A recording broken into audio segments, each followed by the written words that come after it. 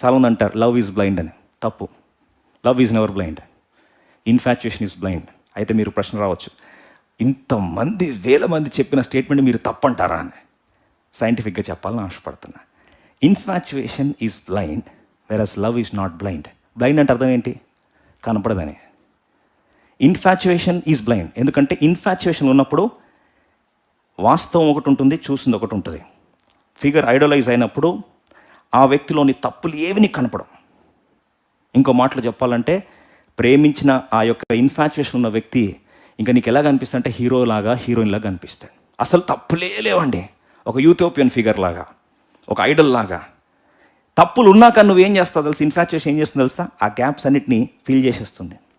కనపడకుండా కళ్ళు మూసేసుకుంటుంది. ఏది? ఇన్ఫాచ్యుయేషన్. అదే ప్రేమ అయితే ఏం చేస్తుంది తెలుసా? ఆ వ్యక్తి తప్పులు ఉన్నదున్నట్లు చూస్తుంది, ఆ తప్పులు ఉన్న వ్యక్తిని ఉన్నదున్నట్లుగా ప్రేమిస్తుంది.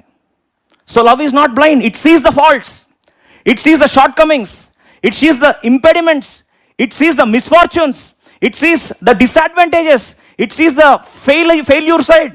In other words, it sees the negative sides but still accepts the person as he is. అందుకొరకే ప్రేమ గుడ్డిది అంటే పాపం గుడ్డోళ్ళు చెప్పారని అర్థం. ఇన్ఫాచ్యుయేషన్ గుడ్డిది. దానికి అవతల వ్యక్తిలో